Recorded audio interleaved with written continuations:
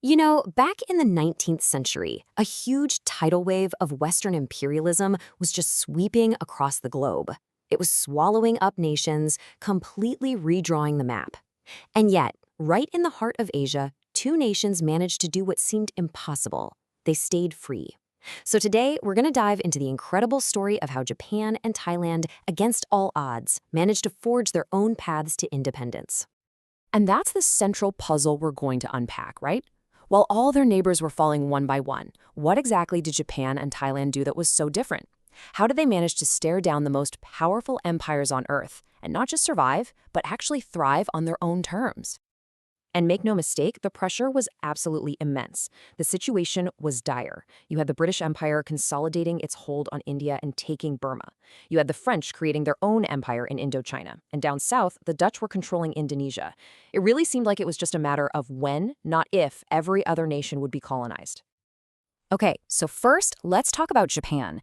Their story is just one of shocking, revolutionary change. I mean, they went from being one of the most isolated countries in the world to a global power in just a few decades. It's wild. And the speed of this change is just staggering. For 2.5 centuries, Japan had this super strict policy of national seclusion. They called it sakoku. Then, boom, 1853.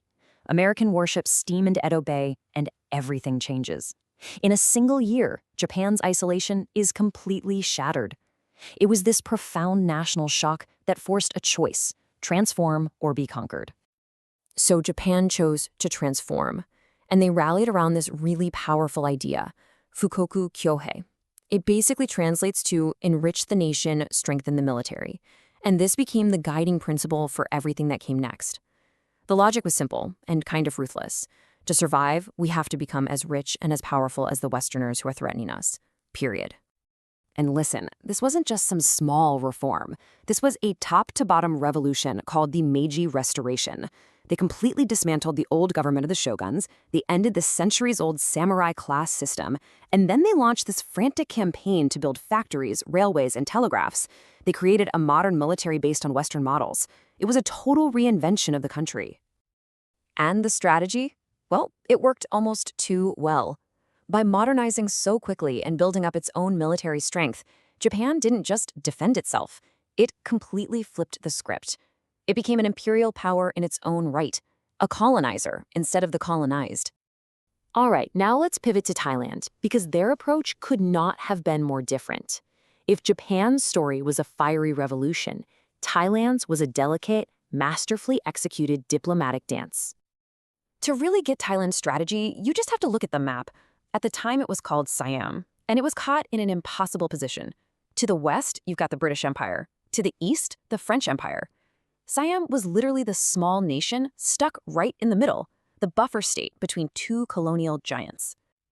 But here's the thing. Instead of being crushed, Siam's visionary kings, Mongkut and Chulalongkorn, turned this dangerous position into an advantage. They played the British and French against each other, skillfully using their rivalry. They signed strategic treaties, they made diplomatic visits to Europe, and they basically convinced both empires that an independent Siam was way more valuable as a neutral buffer than it would be as another conquered colony.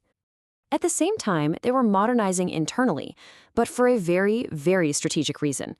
By gradually getting rid of slavery, hiring European advisors, and adopting Western-style schools and government, they were sending a crystal-clear message to Europe.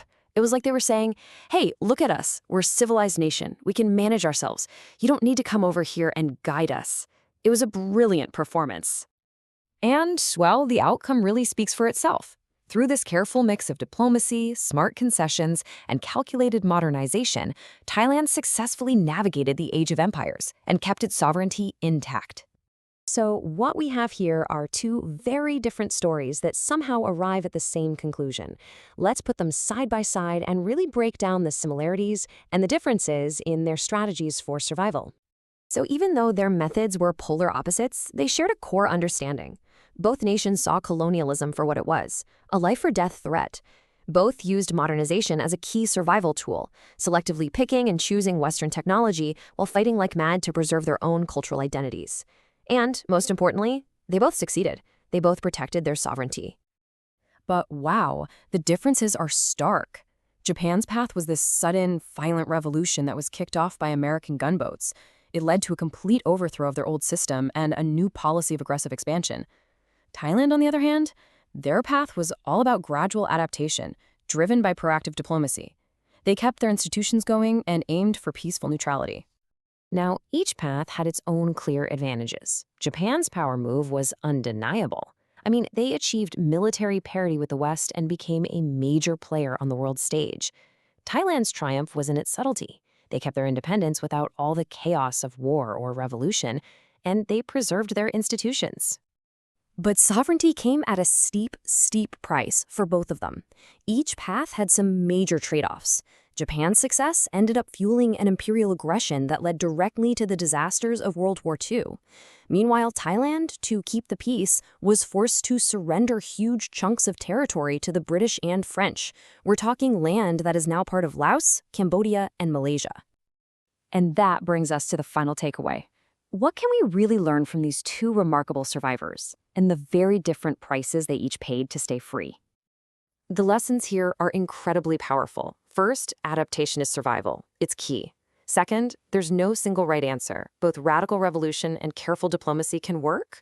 But third, and maybe this is the most important one, change always requires sacrifice. Japan gave up its traditional social order, while Thailand gave up its land. Both understood that to survive, you have to make difficult, painful choices. And that leaves us with one final, profound question. We've seen that survival demands transformation and sacrifice. But these two paths, one leading to military power and eventually terrible conflict, and the other to territorial loss but peaceful compromise, they really force us to ask, what is the right price to pay for sovereignty?